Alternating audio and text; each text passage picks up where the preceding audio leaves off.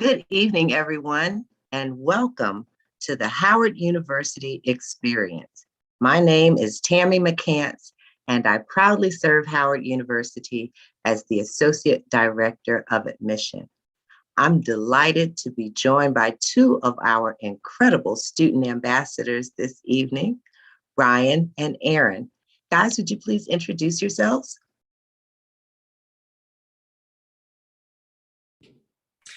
Hi, everyone. My name is Aaron Johnson. I am a sophomore honors biology and mathematics double major from Atlanta, Georgia. Yes. And hi, everyone. My name is Ryan Gibson. I'm a senior political science major, economics minor from Charlotte, North Carolina. We're delighted to have you with us this evening to learn more about our beloved university, Howard. Howard University was founded on March 2nd, 1867. And over the past 154 years, our achievements and accolades have continually grown. We have more than 100,000 living alumni around the world. We have conferred more than 130,000 degrees and certificates. We're the #1 producer of African Americans that earn degrees in communications and journalism. To date, we have produced over 200 scholars. We're the leading producer of African Americans that go on to medical school in the United States. And our School of Business is ranked #1 by the Princeton Review as having the greatest opportunity for minority students. Among our recent achievements and accolades, when U.S. News and World Reports released its rankings for colleges and universities earlier this year, we have ranked in the top 100 in a lot of categories. We came in number 40 for most innovative school, 41 for best value, 83 for best national university, and our School of Business, Nursing, and Engineering, as well as computer science, all rank amongst the best undergraduate programs.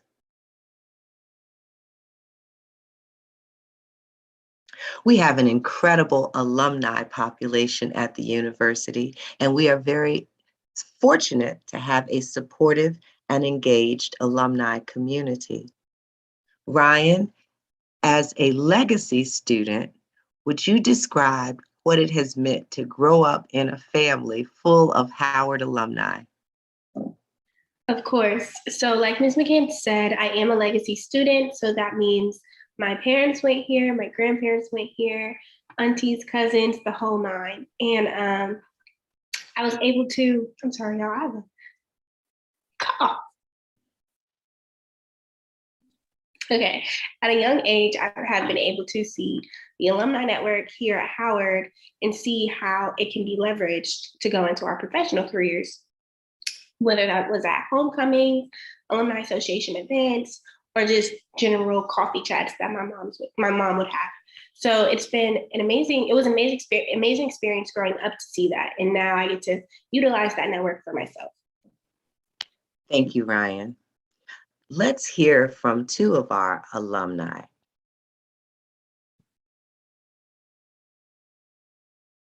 Hi. Oh, sorry about that, folks.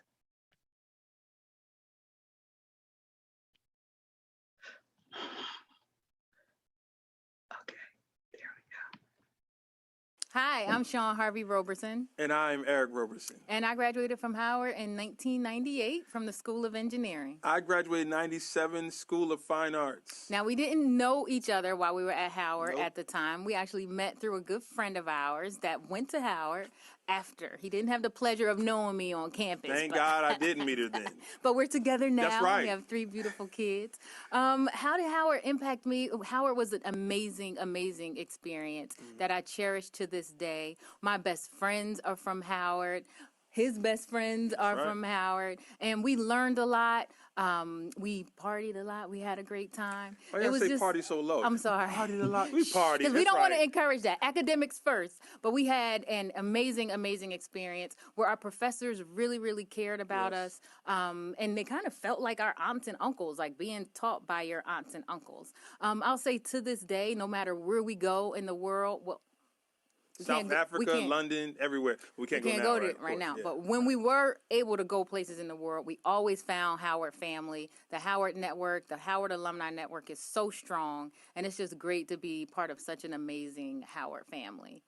What I would say is when I network, when I'm working on business, when I'm creating, I'm still creating with the same people that I met my freshman year, my sophomore year, junior, and senior year. We were all sitting in those dorm rooms trying to chase our dreams, trying to discover ourselves, and it's been an honor and a pleasure watching my friends find their dreams and me find my dream as well. So, in short, go to Howard. There's no place like it. It's the most incredible, incredible experience, the most rewarding experience of my life, outside of being married to this man. Hey, HU. You know. Hi. We have an incredible student population. This past year, our enrollment grew to more than 12,000. We have over 4,000 students enrolled in our 7 graduate and professional schools, and we have over 8,000 students enrolled in our 7 undergraduate schools and colleges. This year's entering class was very impressive as well. We had students join our family this year that represented 72% female and 28% male. The top 5 majors that students were enrolled in were biology, political science, psychology, nursing, media, journalism, and film. The average GPA for this class was a 3.60. The average ACT score was a 25, and the average SAT score was 1197. The top 5 states that we had students enrolled from were New York, Maryland, Georgia, California, and Texas. And this year's class had 48 states represented, including US territories. The top 5 countries that we had students enroll from were Nigeria, Jamaica, Nepal, Trinidad, and the Bahamas. There were a total of 25 countries represented in this year's class. And as I said, every year we welcome students into the Howard University family from across the country and around the world. One of our students from Nigeria says she never thought she would find her home away from home until coming to Howard, making friends, taking classes, and joining clubs. Another student says that she feels she's finally able to embrace her Afro-Latina background, knowing that she's surrounded by Black excellence. Howard University truly is the melting pot of the African diaspora. We have an outstanding world-class faculty body at the university. We have over 1,300 faculty members, and 98% of our faculty hold terminal degrees in their area of discipline. I invite you to look at the faculty profiles on our website so that you can get a better understanding of the expertise that our faculty bring into the classroom. Aaron, having been a member of last year's entering class and not coming to campus until this year, would you describe the support that you were offered through our faculty as you transitioned from the virtual environment to in-person classes? I would say the faculty support was very much there and alive, even in a virtual setting. As a biology major, as you saw earlier, that we are really largest major here on campus. And so a lot of our resources and a lot of our professors within the College of Arts and Sciences are dedicated or biology professors. And so within my major specifically, those professors were very those professors were very helpful. It was never a time that you couldn't go to their office hours virtually and get the help that you needed, nor was it a time where they didn't offer you resources as it comes to scholarships, internships, and things such as that. Or even our department head, Dr. Pointer. She was very much a present force in there. She would sometimes visit our classes and more than welcome to one-on-ones with their different students. And even outside of your specific major, those for, I guess, other professors who are in different departments or what you would consider electives that just aren't necessarily aligned with your major. It was the same type of level, it was the same type of family. Actually, I had the pleasure of having Dr. Carr, if you'll see on the middle of your screen there, Dr. Carr for freshman seminar, and him, and along with Dean Williams, she happens to be our dean for the Graduate School of Arts and Sciences. They taught our freshman seminar course, and they were very welcoming in that class specifically, as it relates to showing you what Howard is and the different people and the different facilities and the different people and the different experience that you'll have here at Howard. I'm so sorry, I'm tripping up on my words because I'm so excited.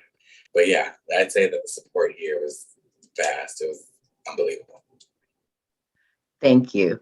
And Ryan, as a graduating senior, how has the faculty impacted your academic journey? They definitely have impacted my journey. I will say Dr. Fontroy, who's actually on this slide, is a political science professor. And with my department specifically, they're always making sure that we have all the resources whenever they get information on something, job opportunity, internship opportunity, to send it our way. Being an economics minor, I'm also on that mailing list for that department. So they are making sure that we get all the information for different graduate school sessions, internship opportunities, job opportunities.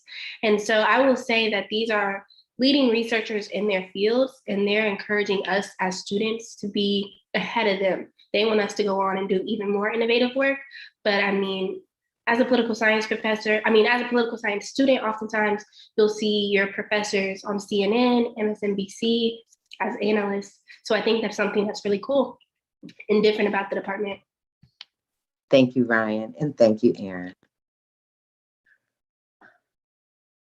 We have 7 undergraduate schools and colleges, and within each of our schools and colleges, our students get the opportunity to get practical, hands-on experience in their major right on our campus. The College of Arts and Sciences is the oldest and largest of the 7. There are 3 divisions and 13 national honor societies. For our students in our science fields, we have an interdisciplinary research building.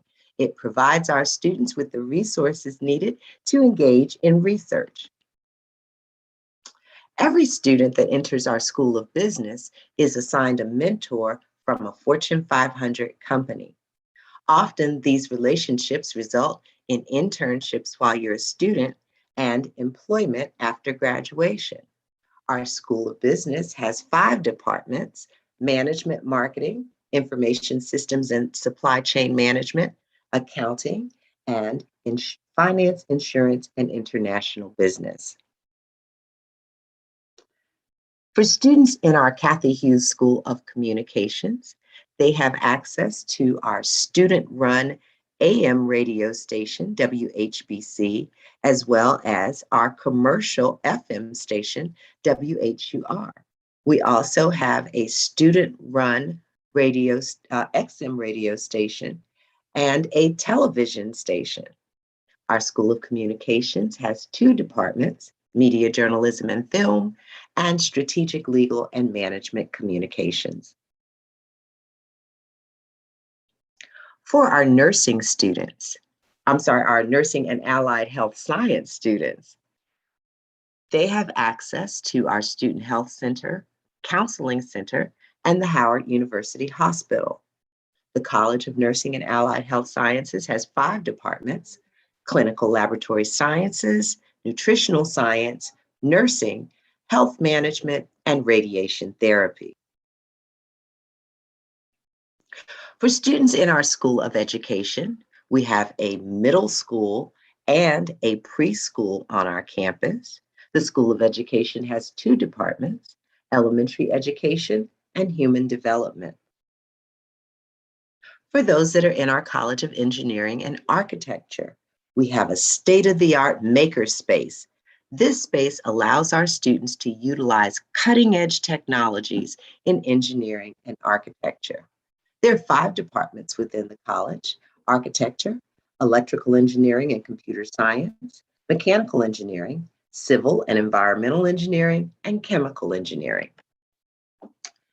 And for students in our new Chadwick A. Boseman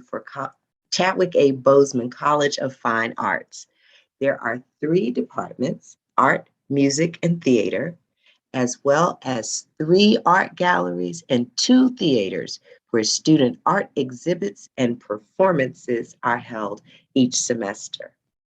Let's hear from another alumna about her experiences at Howard. How did attending Howard University impact my life? Let's start with the training. World-class training, world-class instructors. I graduated from the School of Fine Arts, and there was already a very strong legacy of performers that had gone on to make a real difference in the film and television industry. Upon graduating, I felt like my training really put me ahead of the pack. It was that good. Secondly, my confidence went through the roof. There was this expectation of Black excellence, feeling the energy of all of these young, bright, brilliant minds who were ready to take on the world. Changed my life in terms of how I felt about myself. And finally, some of my best friends I met at Howard University. Those relationships have lasted the test of time. That's why Howard is such a special place for me. It is one of the defining components of who I am today.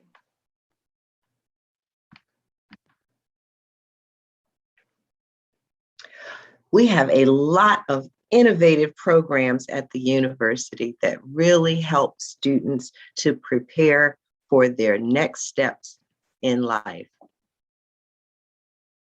The first program I'd like to share with you is our Google Tech Exchange program. Because we know that people of color are underrepresented in technology fields, we've partnered with Google, and we now have a campus at Google's Silicon Valley headquarters. This campus started off as our Howard West campus, where only Howard University students were able to take advantage of this opportunity, and now has transformed and grown into the Google Tech Exchange. This way, more students from HBCUs are able to take advantage of this very innovative and important program.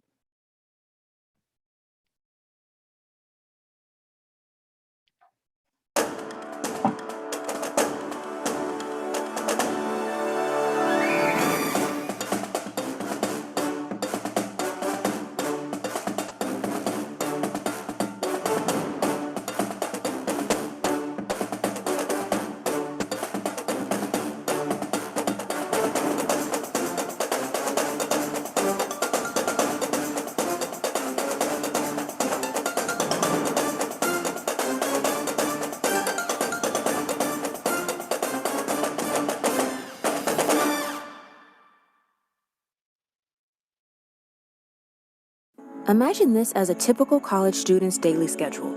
At 10 a.m., explore the impact of cybersecurity on society with real cybersecurity engineers. Later, take a tour of the Google X offices. Then, head home to work on a machine intelligence group project. Sound out of the ordinary? For the students participating in Google's Tech Exchange program, this is a daily reality. I believe Tech Exchange is preparing me for a future in computer science by just introducing me to very rigorous courses. A lot of the courses are taught by different university professors, but they're also taught by Googlers, and these Googlers are really pushing us to really go to the next level with things. A word to describe Google's Tech Exchange would have to be timeless. The people that I've met, the experience that I've had will live with me forever, and I will carry this on past Howard, past everything. Each year, the Google Tech Exchange program brings college students from historically Black colleges and Hispanic-serving institutions to Google's Mountain View campus and engages them in a variety of applied computer science courses, all co-taught by HBCU, HSI faculty, and Google engineers. Basically, we were learning how stuff works at Google. It's a higher learning curve than what you think. The hardest thing during Tech Exchange is each of those projects has its own management you have to go through, and that organization was definitely the most challenging part. Fundamentals of algorithms and operating systems, those two courses alone have just like really pushed me to like the next level of just knowing things, how they work on like a very low level, just applying them in just different real world contexts. Each of these cities and schools that the students hail from aren't just your everyday campuses. HBCUs and HSIs have long been hubs for educating the best and brightest students of color. I love attending an HSI because here in New Mexico especially, we have a great culture and it's very reflective of Hispanic communities in general. Howard University is filled with a lot of laughter, a lot of joy. Going to Howard University was one of the best decisions I've ever made. Selected to be here because of their talent and ability to handle the workload, students had little time between classes, labs, and exploring the surrounding Bay Area to even realize their moment in history. But as these students approach graduation, they're already thinking about their career path in the tech field or taking their steps into entrepreneurship. I was pretty excited as well because going to Google, it sounds like a dream, which became a reality, and I wouldn't trade it for anything.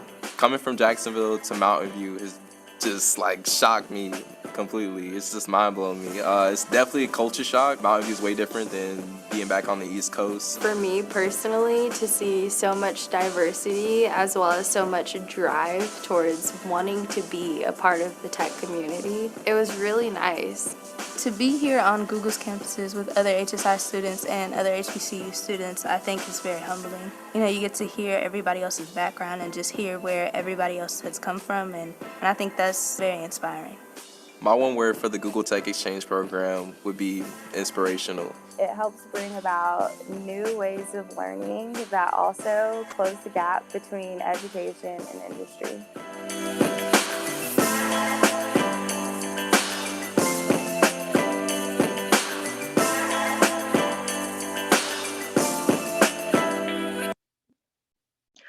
Another innovative program that we offer is our Howard Entertainment Program.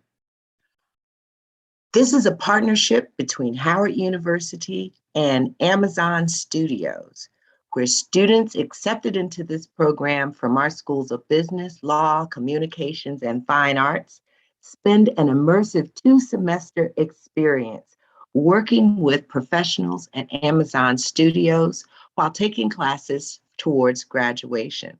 This program is preparing the next generation of Hollywood's cast, crew, and executives of color. Let's hear from our first cohort in our Howard Entertainment Program. Hi, my name is Amaka Corey. My name is Jasmine Oshiemi. My name is John Felder Washington. Hi, I am Jade Madison Scott. 大家好，我是孙静。 And I am a part of the Howard Entertainment Program.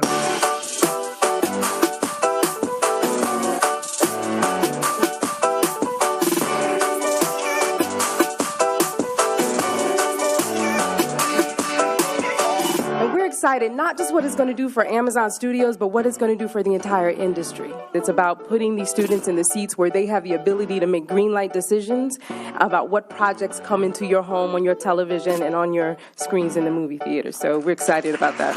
Amazon Studios will be our anchoring partner in Hollywood. Our students from 4 different schools and programs are going to get the opportunity to go out to Hollywood and engage in industry with our anchoring partner. This is where I want to be, nah, nah, nah. Never ever gonna leave, nah, nah, nah.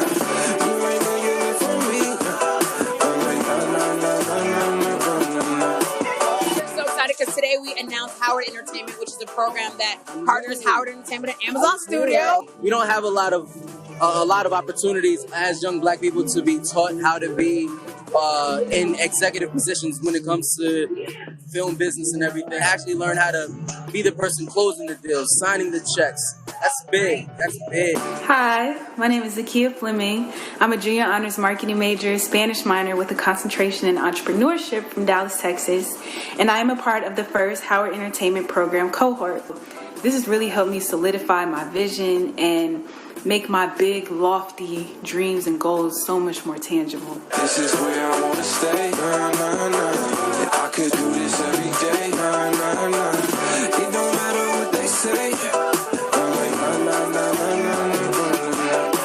Hi, my name is Ronnie Longley, and I am now a third-year law student at Howard University School of Law. My most memorable experience so far has been going to the Hunters Activation event with my team, classmates, and other Amazonians. I just think it was a really fun way to get to know my team better and meet other Amazonians that I wouldn't necessarily come across in the office. My favorite experience so far was actually visiting the set of Them Covenant and hearing from the cast and crew on such a large scale serialized production. That was truly like incredible in so many different ways. Better know that we ain't never going home. Ain't never going home. You better know that we ain't never going home. Ain't never going home. I had room to play and I had room to experiment with ideas that I didn't know if they were going to work or not because I trusted these people around me to like all be there helping me make the best story possible. My most memorable experience was probably the pitch competition. I got first place, which was really fun. Just the experience of developing a story and to have people giving me genuine feedback about my story and ways to modify it to make it as good as it could be.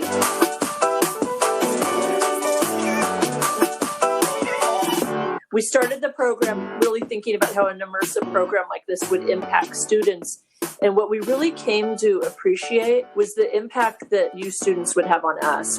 This is truly a partnership we value, and we consider you part of the Amazon family. The Howard Entertainment Program was really a once-in-a-lifetime experience for me. Transformative, enchanting, and reaffirming. Unforgettable experience. I'm excited to continue learning more about the industry and finding my place. I've learned from so many different professionals across disciplines in this industry, and that wisdom has truly been invaluable. Like, this has never been done before, so lay the foundation for the students that come after you. And so I want to be able to impart how much they belong, how much they're needed, how much space there is for them in this industry.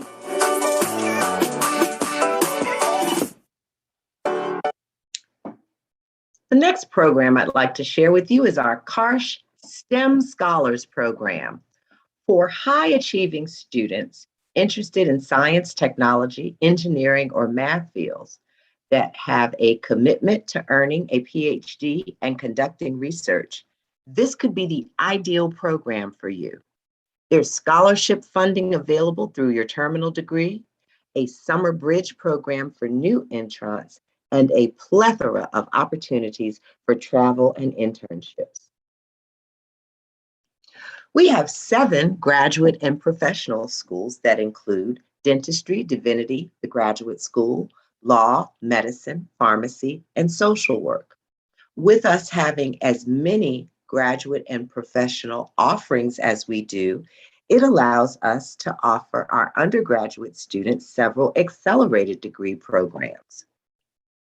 For those that wish to become a dentist or a medical doctor, our BS DDS and BS MD programs allow students to complete their undergraduate degree in 2 years and their dental or medical degree in 4 years.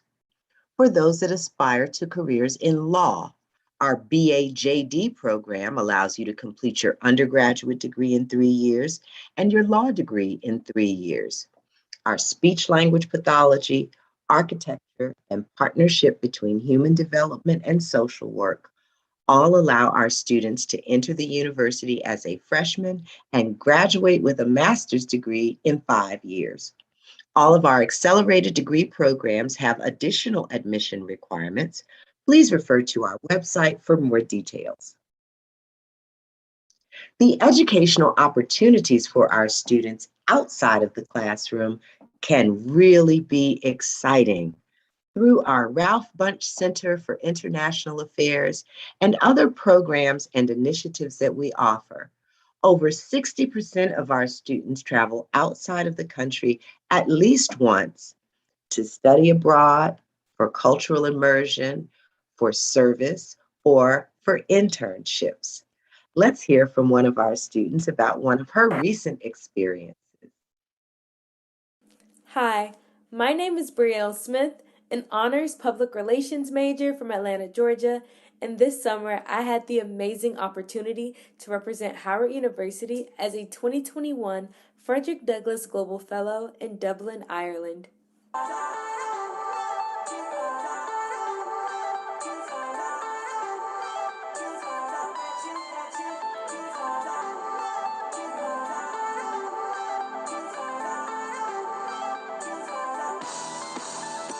My journey across the Emerald Isle was truly amazing.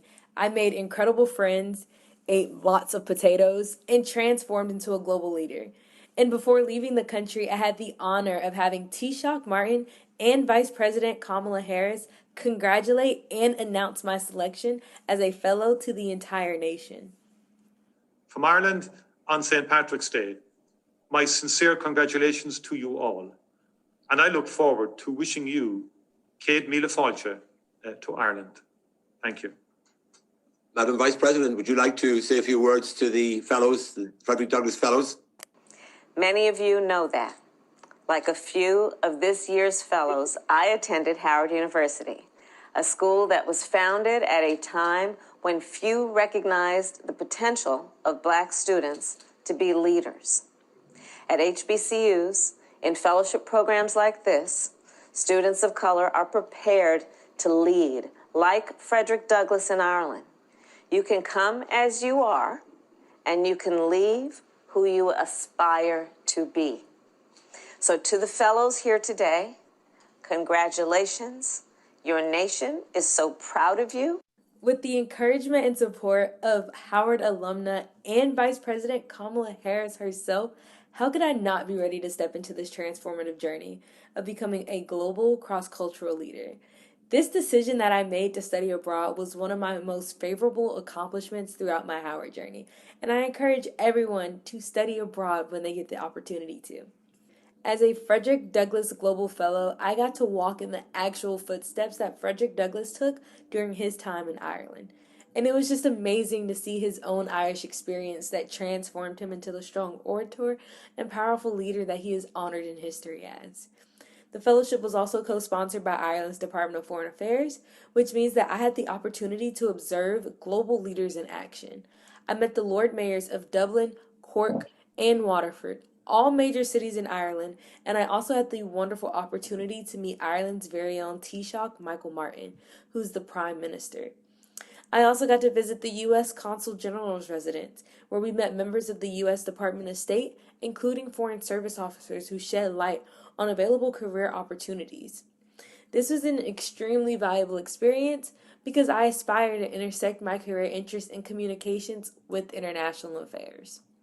Not only was my experience in Ireland transformative in regards to my academic and career interests, but I also found myself in a setting surrounded by other college students aiming to impact positive social change in the world. The in and out of class discussions that I had with each of my fellow fellows left me inspired and energized to make a difference. Last but not least, I got to see a new world beauty, the lush emerald greens, the roaring waters surrounding the island, and the breathtaking cliffs of the land. I left this trip with a rejuvenated passion for changing the world, lifelong friends, and a new appreciation for the Earth's beauty. I am beyond thankful for my experience as a fellow and the opportunity to study abroad. At Howard University, study abroad is so Black, and your experience at the Mecca is incomplete without it. With that being said, I'll see you across the Atlantic. Howard University's motto is excellence in truth and service, and no program speaks to the university's commitment to service like our alternative spring break.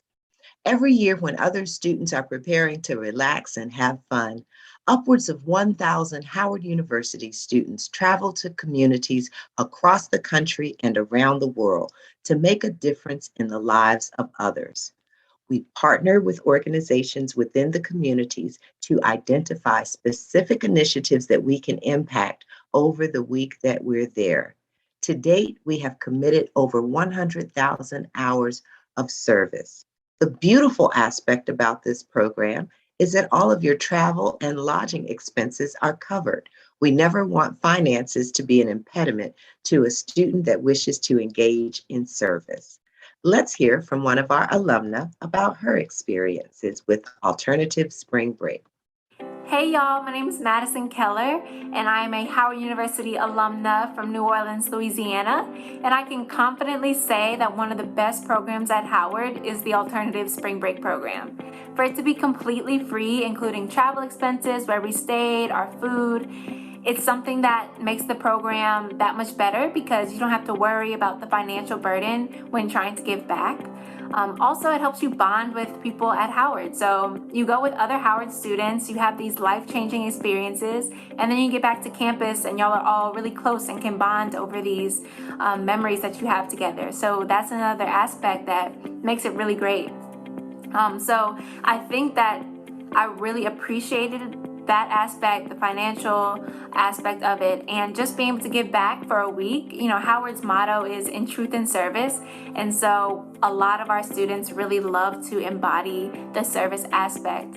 So the first year I went to Beaumont, Texas, and we helped with Hurricane Harvey relief, and that was really touching to me because I remember what my family went through for Hurricane Katrina, and giving back, you know, helping tear down their houses, helping just play with the children while they were busy organizing their things inside of their house was something that I knew was really important to them and they really appreciated. The second year I went to Puerto Rico and helped with Hurricane Maria relief efforts, and we painted a school inside and out. We taught the kids English, we played with the kids. So another really, really rewarding experience in a new environment in Puerto Rico. All of us had never been there before, so we also got to explore a different culture, a different area, and see what ways we could best help them. So it's a really, really rewarding experience, and I encourage everyone to participate in it if you come to Howard.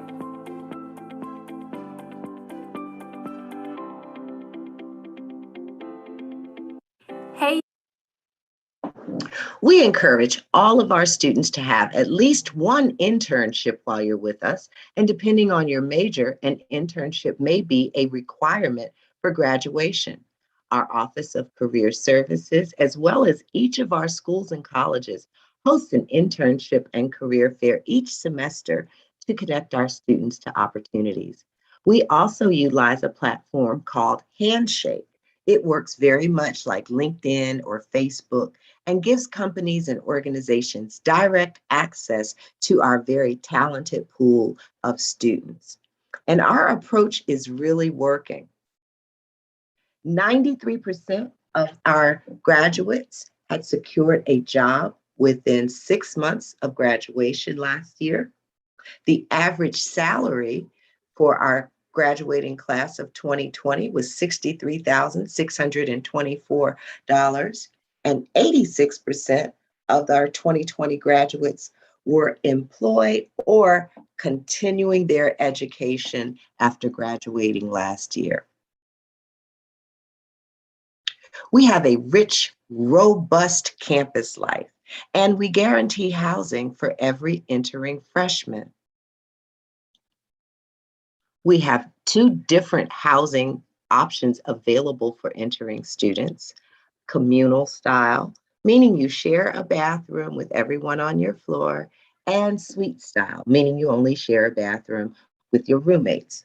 Our communal style facilities are maintained by the university staff, whereas in the suite style facilities, you do have to keep your bathroom and your room clean yourself.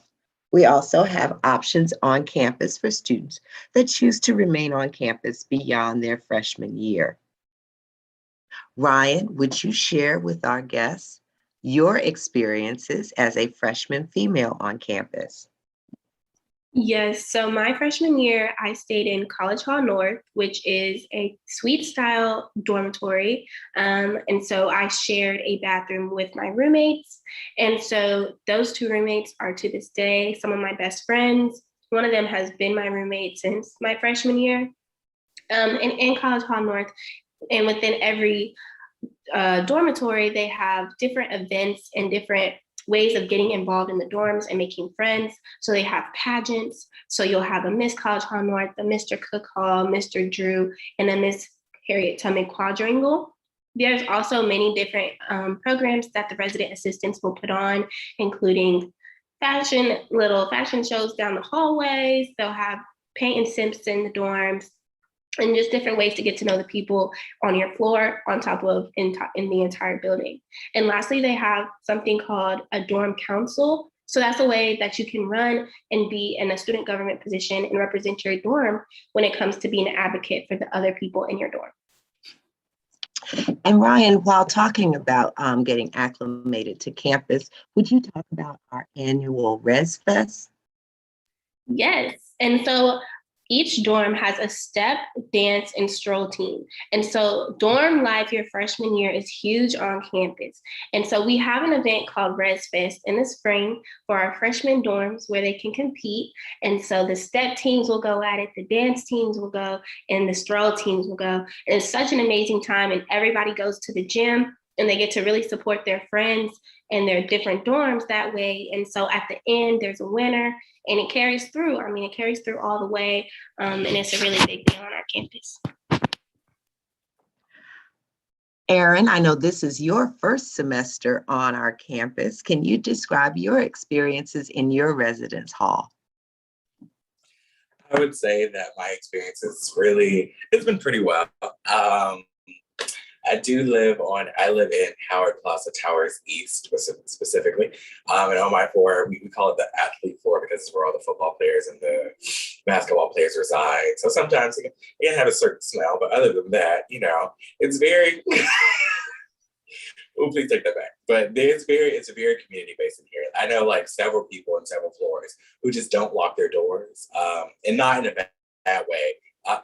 That would never be in a bad way, but don't lock their floors because it's truly, you can come and go as you please. And so I know, like, for me and my friends, we leave each other's doors unlocked because we're truly welcoming at all times. And so with the dorms, I would say that your RAs can make or break your experience. Mine specifically, we do try to have events, if not every week, then every other week, just so we can meet the people on our own floor. Because it's kind of sucky when you're walking past all these people that live with you and you know not one of them.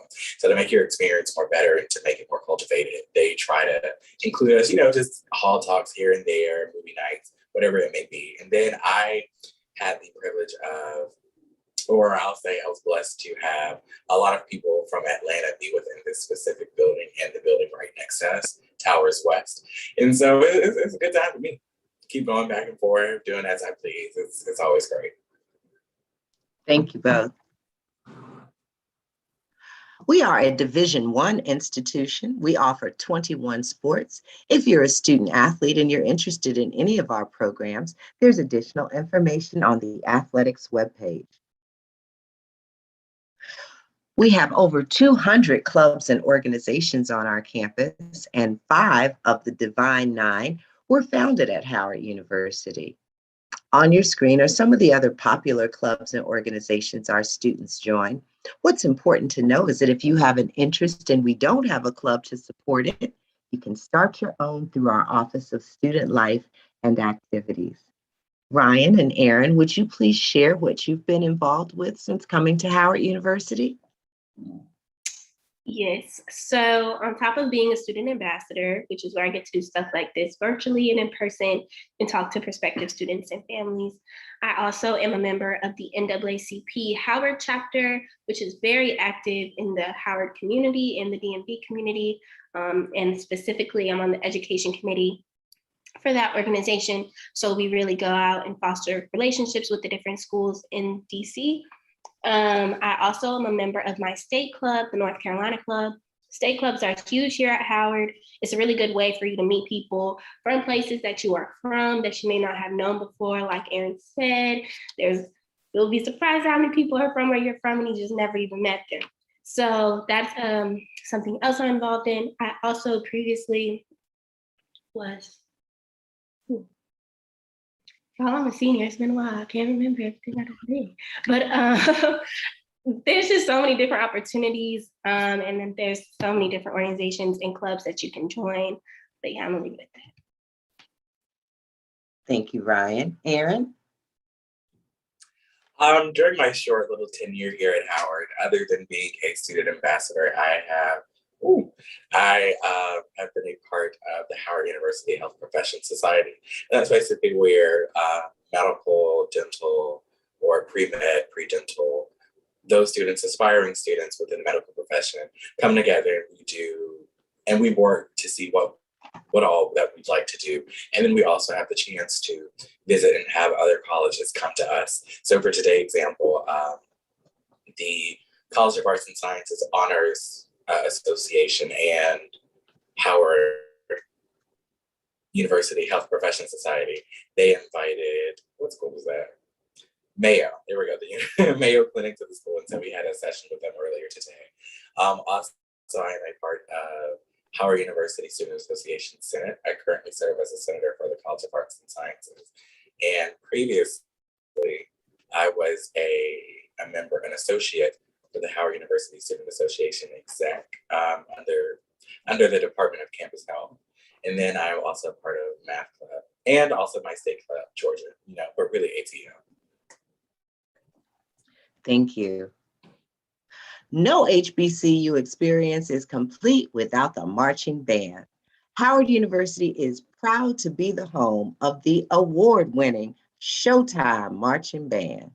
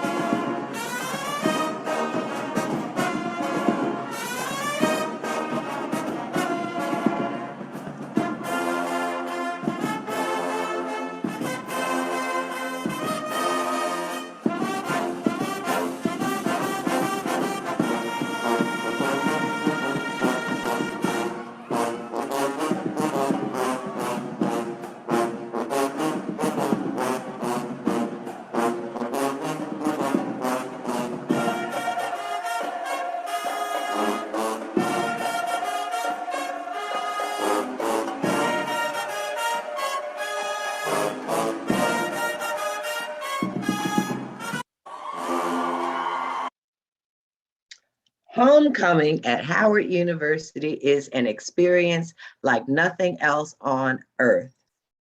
Whether we've made adjustments due to the pandemic or we're having a full in-person experience, it is truly a celebration of Black excellence at its very best. Ryan, with this being your last undergraduate homecoming, what was your favorite experience from this past weekend? So this past weekend, I would say the football game was very exciting. They had a hard fight. But I think my favorite experience was the pep rally. So I've gone to the pep rally every year, but I think the pep rally this year was just on a different level because everybody was so excited to be back. We were all together. We had 2 classes who hadn't had any type of homecoming in person. So the gym was rocking, the gym was rolling, and the band performed. And so I think that was probably my favorite one. And that's not what my answer would have been last year, but just because it was so much energy in the gym at the pep rally, that's what I would say. Thank you. And Aaron, with this being your first homecoming, What's your favorite memory from the weekend? I would have to say the Step Show, because I personally wasn't going to that concert, but I would say the Step Show was very fun for me, seeing all the different Greek organizations and the past alumni who have passed through these chapters, coming back and celebrating, supporting their own young, not young, but the new initiates and the new people who have crossed through the past current year, spring 20, and spring 20 and fall 20. So I think that was my favorite part. Thank you. It is always a week-long celebration of Black excellence at its very best. We've been on the same hilltop in Washington, D.C. for over 150 years, so there's a lot of history woven into our campus. Two of our buildings designated as National Historic Landmarks are Founders Library and Andrew Rankin Memorial Chapel. We're also very proud to have the Howard University Hospital as a part of our portfolio. The hospital has been in the community over 145 years and is the nation's only teaching hospital on the campus of an HBCU. We have a radio and television station. Our radio station, WHUR, was founded in 1971 and was the first Black-owned station in this area. Our television station, WHUT, was founded in 1980 and is the only Black-owned and operated non-commercial station in the country. We have a newly renovated gymnasium. It includes an Olympic-sized pool and 3 fitness facilities. You really couldn't go to school in a better city than Washington, D.C. Important, exciting things happen here every day, and we're in the center of it all. And Washington really is a college town. Some of the best institutions in the country are our neighbors, and we're all members of the consortium of colleges and universities. This gives our students access to schools like Georgetown University, American University, Catholic University, and George Washington University, just to name a few. Ryan and Aaron, please share what you've enjoyed most about being a student in Washington, D.C.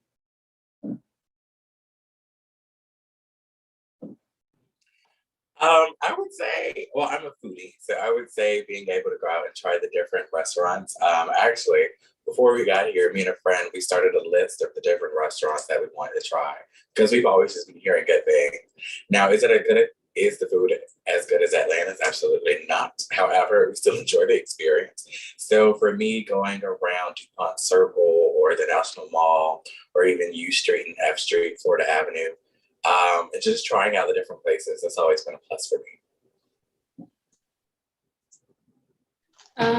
I would say my favorite part about going to school in DC, I mean, with political science being my major, I think there's so many different opportunities for me to really enrich myself with that.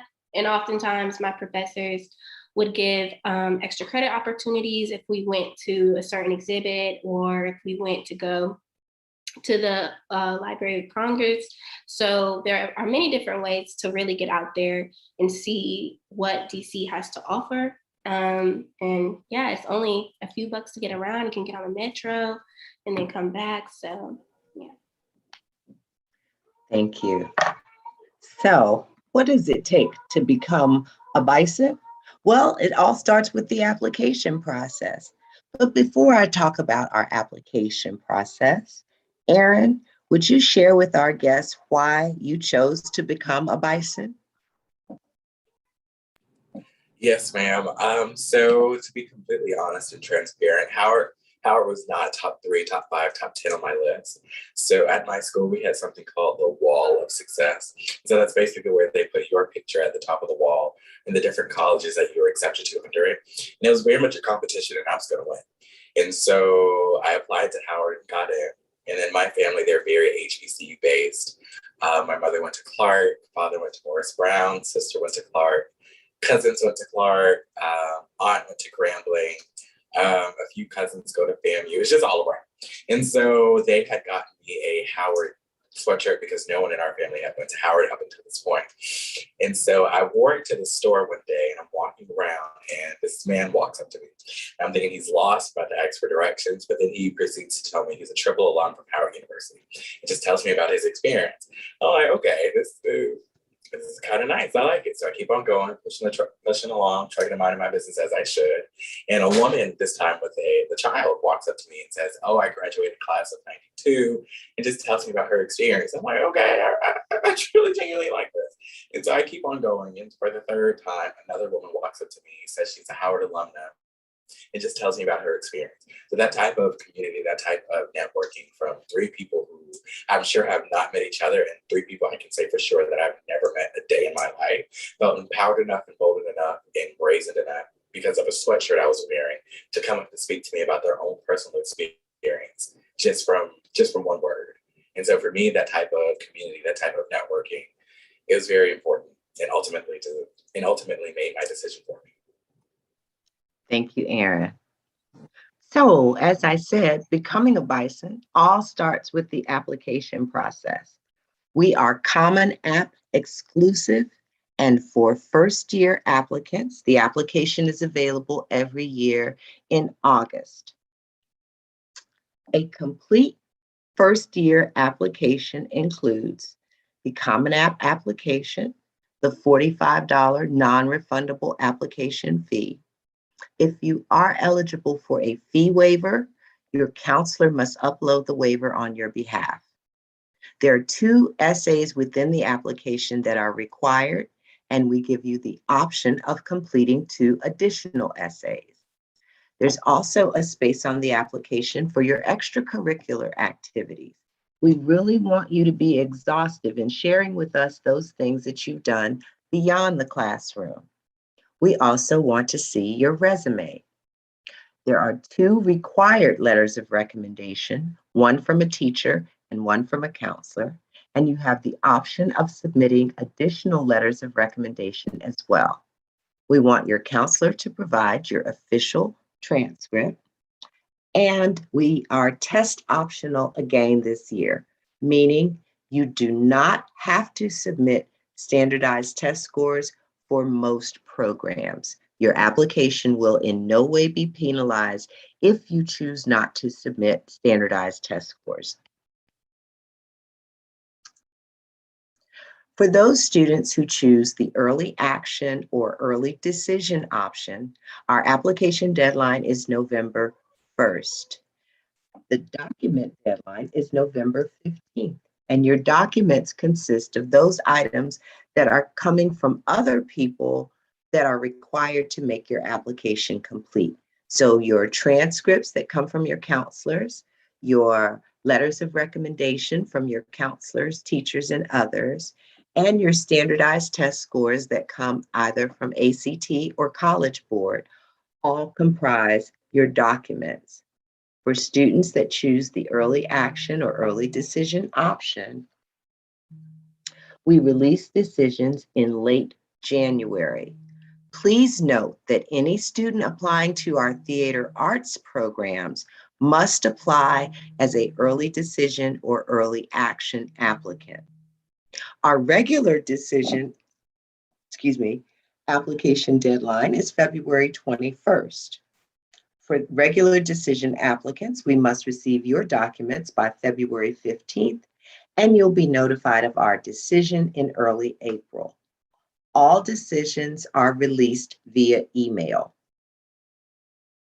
For students that attend another institution and wish to transfer to Howard, you still complete the Common App application and submit the $45 non-refundable application fee.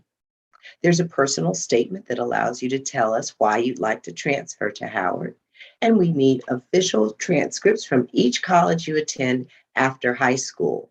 If you did dual enrollment in high school, we would need your dual enrollment transcript, but we don't need your high school transcript. We also require 1 letter of recommendation.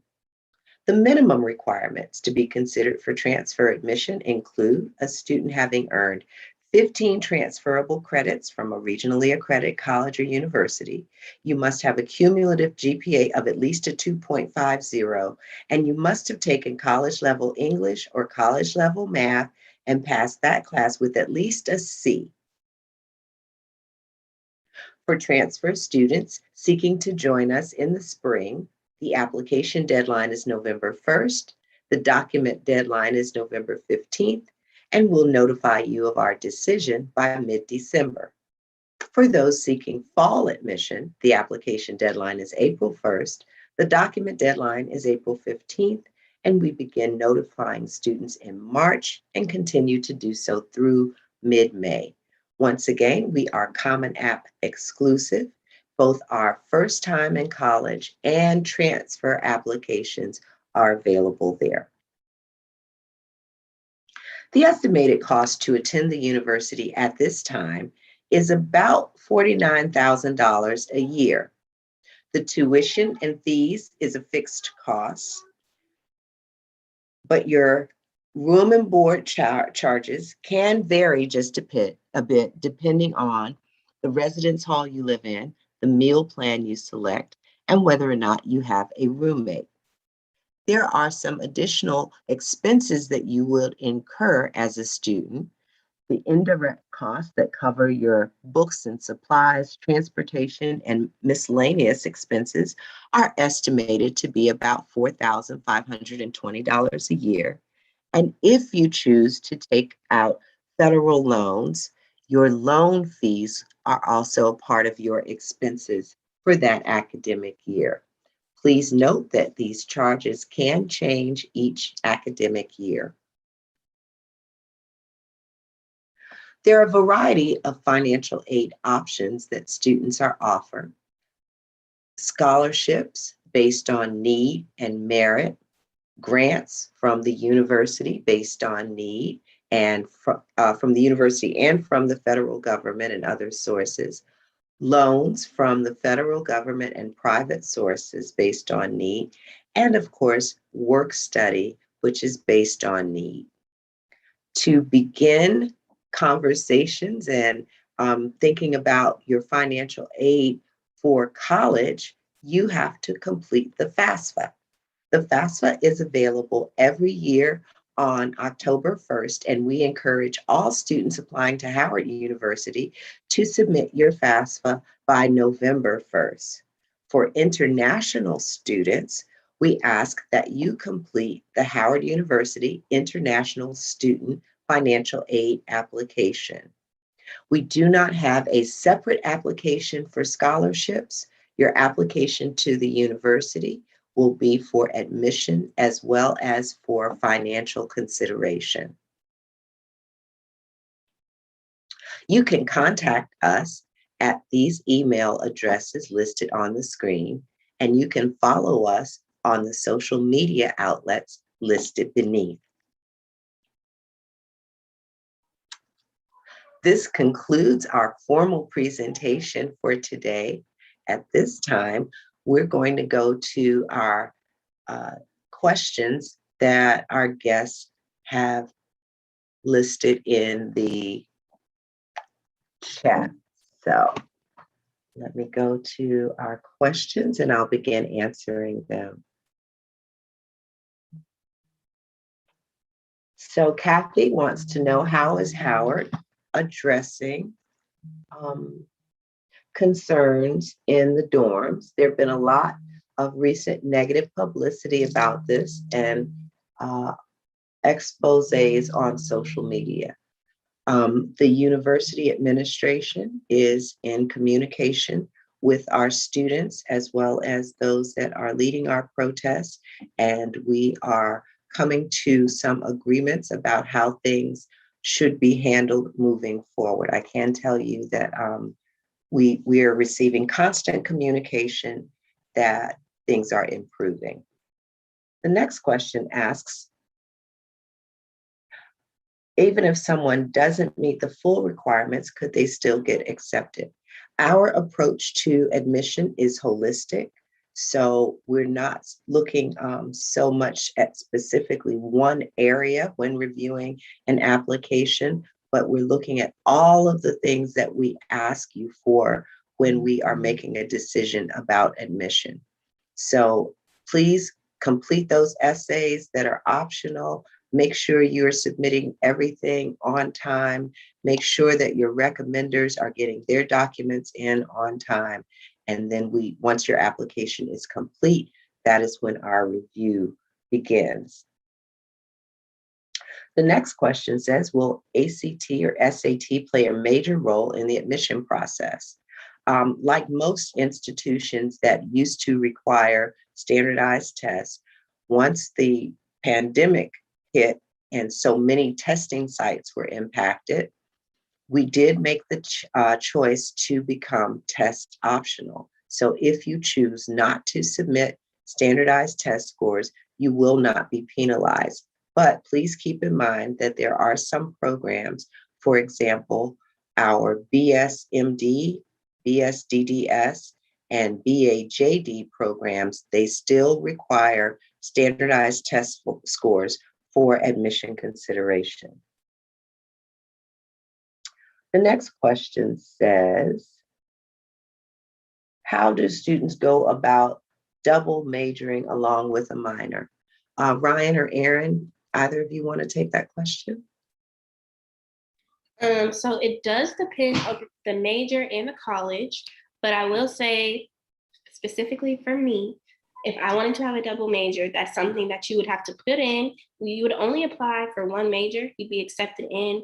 Miss McCants, let me, okay. When you apply to the university and you are interested in majoring, you would put one major. Okay. And then when you got to the university, you would work with your academic advisor and go through the paperwork and the different faculty heads and get this second major. For minors, if you are in the College of Arts and Sciences, you are required to have a minor. When you get to Howard after your first semester of your freshman year, you can apply for the minor that you would like and get the signatures that you need with the help of your academic advisor. Thank you. Aaron, anything you'd like to add? Not really. Ryan hit it all on the spot. But what I will say as it comes to double majoring is that some people have the perception that you'll automatically be here longer. That's not the case. It just means that you have to prioritize your time and some of the other classes that people may find themselves in. So that may be considered electives or non-major courses, you'll be considered to have less of those, since you now have two majors with two different schemes and two required tracks of courses that you have to take. So the amount of, I guess you could say, I don't want to call them filler classes, but we'll say that for the lack of better words, filler classes that you have will be less than your average counterpart. Thank you. The next question asks, which do you suggest more, early action or regular decision? That is purely an individual decision, because if you don't have every component of your application done and ready before November 1st, then perhaps you should consider regular decision. Or if you need your grades from your senior year on your transcript to be more competitive during the admission process, then perhaps you should select regular decision. I will say that we do see our most competitive students apply early action or early decision. The next question says, besides notable alumni, what sets Howard apart from other HBCUs as far as the admission process, student life, et cetera? I'll start off by saying one of the determining factors for every Howard University student's experience is the fact that we're in Washington, D.C. And no other city in the world is quite like Washington, D.C. So your experience here is going to be shaped not just by the university, but by being in this city where important, exciting things happen every single day. Anything you'd like to add, Ryan or Aaron?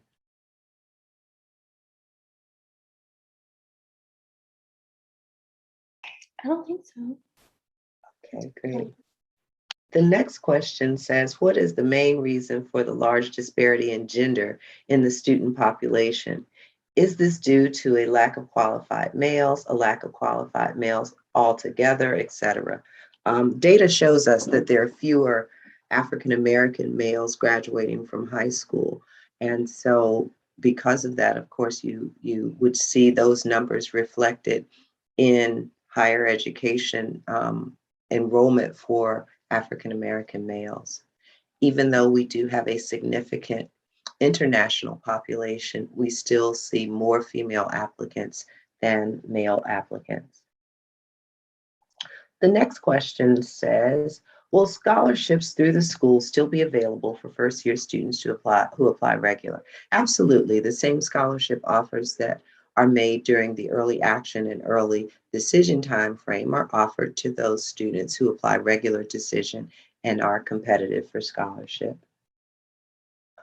Our next question says, are there any types of programs or groups that you would recommend to freshmen to get comfortable with Howard? I encourage all students to join your state club your first semester. Aaron or Ryan, anything you'd like to add? I would say, as it comes to joining clubs, it's always natural for freshmen or transfer students their first year to join as many clubs as possible. That is one way to go about it. However, I would offer that you join courses that are designed more for you. And if you feel like, okay, this is something I could pursue career-wise, or this is something that I have a group of people that I share common interests with, and if specifically for the men, there are several organizations, and to speak just a little bit about the lack of men on campus. As you saw, there was 28% of the men enrolled, or 28% of there are 28% of men on campus currently as undergraduates. To strengthen those numbers and not to let it drop, we do have organizations such as Men of George Washington Carver, the Society, and much more that are all male organizations that are designed, one, for retention, and two, for brotherhood. And then the same goes for females. So there are always things like Her, HU, Imprint, things such as that.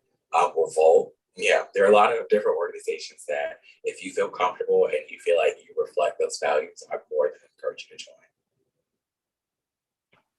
Yeah, I would completely agree. I think it's more important to join stuff that you're interested in and not that you think is like the cool thing to do. So if you're interested in joining the anime club and that's something you're really interested in and you end up going by yourself, that's fine because you're about to make a bunch of friends who are interested in the same stuff as you. And I also think if there's something that maybe you see a flyer for or you see in a group meet, don't question, like if your roommate says, oh, I don't want to go, still go because that's something you're interested in. And that's a really good way to grow your friends here at Howard. Instead of just sitting in the room, the last thing you want to do is sit in the room and not go to stuff that different clubs and organizations are putting on because you won't make any friends that way. So just put yourself out there. This is a fresh start, a clean slate from high school. Everybody's coming here nervous. Everybody's coming here with all these different interests. So just join what you want to join. Thank you. The next question asks, what is the acceptance rate for early decision? Unfortunately, I don't know that number off the top of my head. I can tell you, as I said earlier, our more competitive students tend to apply either early action or early decision. But I'm sorry, I don't have that figure committed to memory. The next question says, can you elaborate on your BSMD program? What is the acceptance and graduation rate? So our BSMD program is designed to eliminate 1 year of study from the time a student becomes an undergraduate until the time that they graduate from medical school. So you would complete your undergraduate degree in 2 years, but you also begin your classes the summer before the fall semester begins, and you take at least 21 credits per semester so that you are still earning all of the credits that you need to earn in order to complete your undergraduate degree. You're just doing it in half of the time. The program only accepts 12 students a year. You can only be admitted to the program if you apply early action or early decision as a biology or chemistry major, and you must indicate on the application that you're interested in an accelerated degree program. If you are offered admission, you would then we would then forward your file to the Office of Pre-Professional Studies. They would do a further evaluation of your file, and if they're interested in you, they would contact you for an interview. So it is quite a lengthy process, but it does have absolutely incredible results, because with us having the program running for so many years and having such a close-knit relationship between the undergraduate professors and faculty that are part of that experience and those that are in our medical schools, our students have had great outcomes. Okay, the next question asks, is there a good chance of getting a scholarship through the school if I were to apply regular decision? Your chance for being offered a scholarship is the same regardless of when you apply. The next question says, can freshmen drive? We do not allow freshmen to have cars on campus. Driving in Washington, D.C. can be challenging, but parking in Washington, D.C. can be a nightmare. So we have a safe and reliable public transportation system. We have moving around using Uber or Lyft is relatively inexpensive, and we have a free shuttle service for our students. Okay, the next question says, how is Howard handling with the controversy about poor communication with students? I know personally as a staff member, I have seen a remarkable increase in the amount of communication to the students regarding the challenges that they are protesting for. So I think that we are looking to see some light at the end of the tunnel very soon, as lots of discussions have occurred that are getting us closer to a resolution. The next question says, what sets Howard apart from other fellow HBCUs? You guys want to take that? I think well, for one, geographically, we are in DC, so like many HBCUs that are set in the South, it's just a little different geographically, but I'll say that every HBCU brings many different things to the table. I think when it comes to Howard, I think we are able to have a teaching hospital on our campus. That is a big leveraging factor for us because our students are able to utilize that. Our president is a 3-time Howard alum and holds his medical degree and works in that hospital himself. And so that's something that really drives our community. And we've seen a huge increase in financial grants for the hospital itself because we serve our community here in DC. I think another good thing about Howard is just, we talked about it briefly, it's not so much about besides notable alum, because those alum are your network. And so when we're talking about our network and us maneuvering in our professional life, that's people who can really help us, even if they're not somebody who you see all the time in magazines or on TV, but maybe there's somebody who holds a really high position at a white collar company. You know, those are people who can allow you to step your foot in the door. I've seen it for myself. I've seen it for my friends. And so I do think that I know it was echoed, but the alumni network is really strong in the sense that it's Bison, take care of Bison. Thank you. The next question.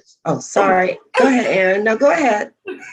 Can we repeat the question one more time? I'm so sorry. What sets Howard apart from other HBCUs?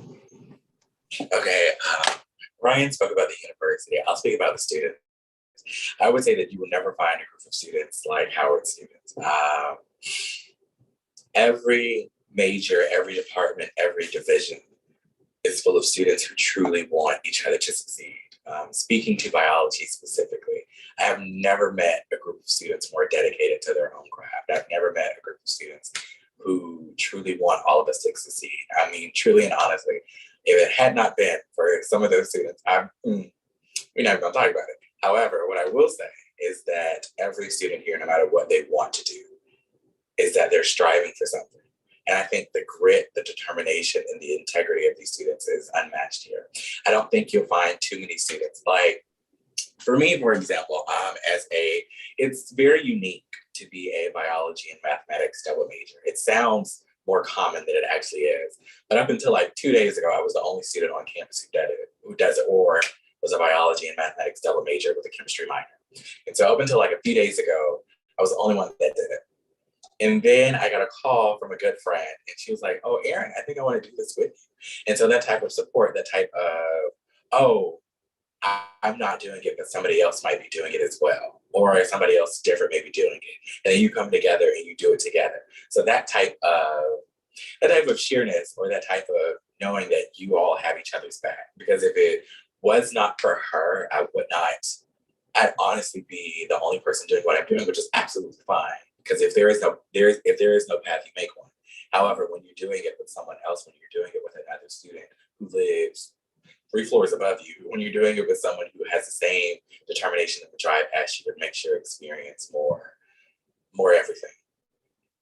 Thank you.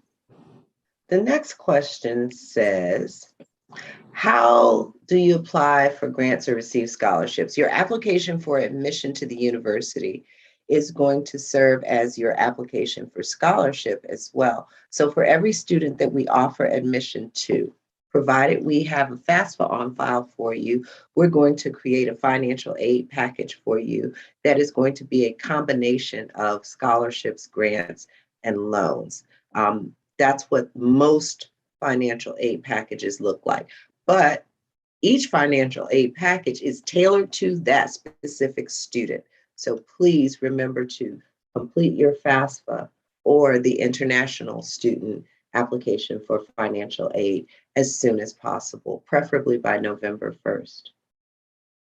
The next question says, can you elaborate on the BAJD program? Much like the other accelerated degree programs, our BAJD program allows students to complete their undergraduate degree in 3 years versus 4, and then transition into our School of Law.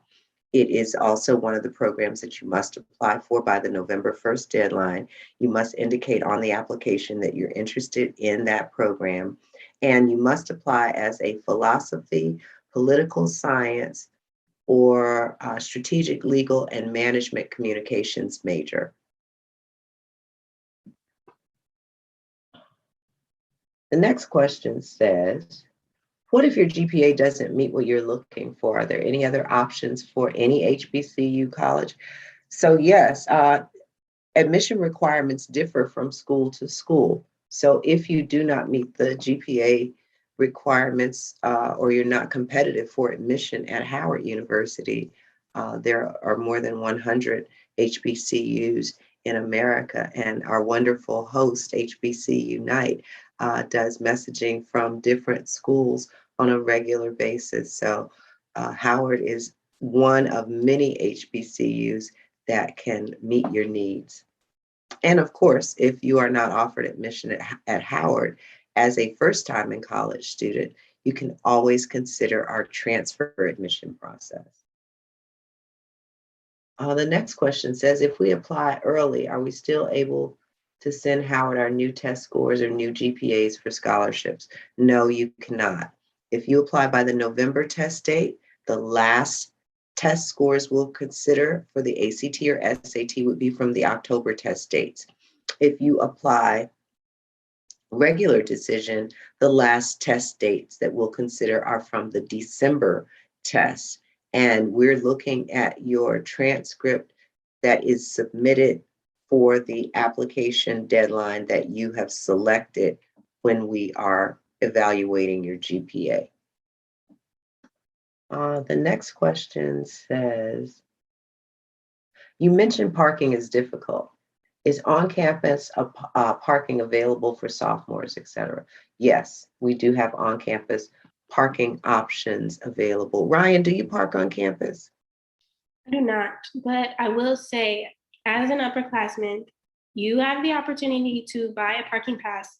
The parking pass is not a parking spot. The parking pass is allowing you to park on campus without getting towed. So it's not a guaranteed spot. It's just the ability to park on campus where you find it. The next question says, did you mention what your study abroad programs are? Yes, I did mention what they are. So study abroad or traveling abroad at the university can be to study, for internships, for cultural immersion, or for service.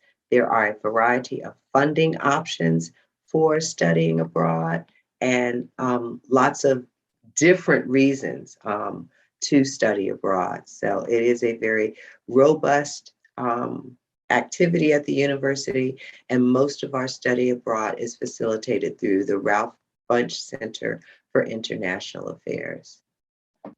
I see another question that says, what degree program would you recommend for someone who wants to be a forensic scientist? Psychology, biology, or chemistry would be my best recommendations for forensic scientists. The next question says, is parking for freshmen prohibited? We do not allow freshmen to bring cars to campus. So please save yourself the headache of doing that. And after a year, I think you would be very, very acclimated to moving around Washington, D.C. without a car. I think we are at the end of the questions that were in the chat.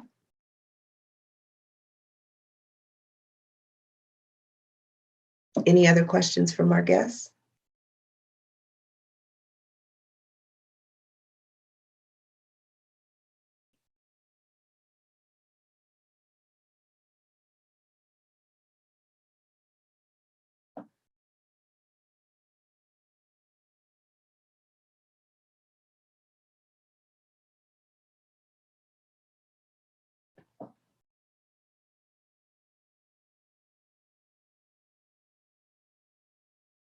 We have a thank you. Thank you very much for joining us this evening.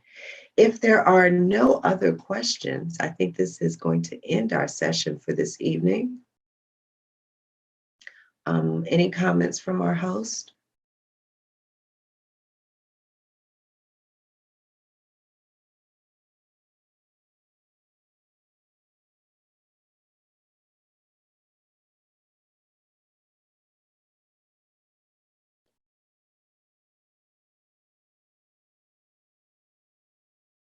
All right, well, thank you so much for joining us to learn more about Howard University. We hope that you found our session to be engaging and informative and that you learned some things. I see one more question that says, can you speak on college essays? So I have some comments, but Aaron or Ryan, what would you share about your essay experience?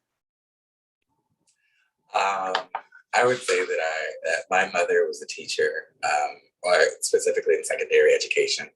And so the essays, knowing that Howard is Common App exclusive, and with her being an educator, my junior year or the summer going into my senior year, I was required to write an essay for all of the 7 or 9 prompts that Common App has.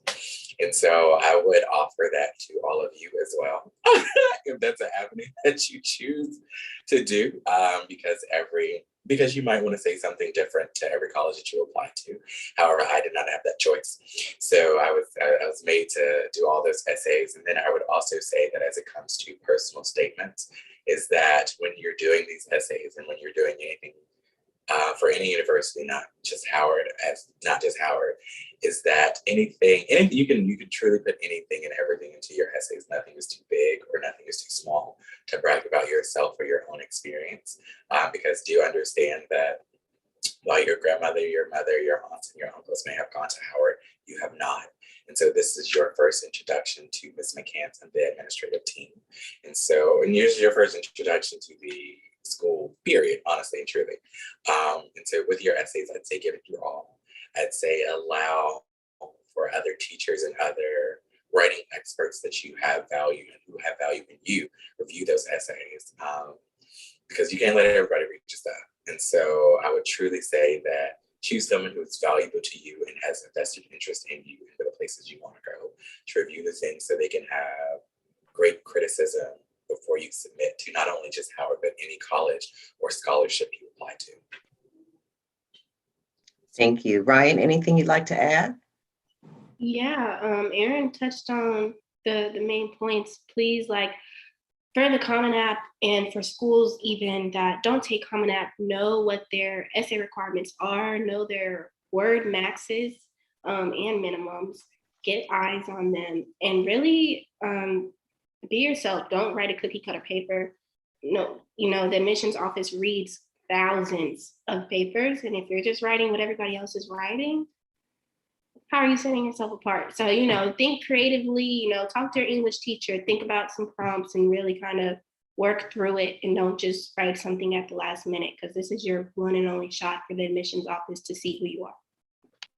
Thank you. And we really do encourage students to put considerable effort into your essays, because we want them to accurately reflect who you are and what gaining admission to Howard University will help you to achieve, as well as what you bring to our community. So anything that we give you the opportunity to do, like the 2 optional essays, I strongly encourage students to take advantage of that. The more information we have about you, the better informed decision we can make in terms of our admission decision.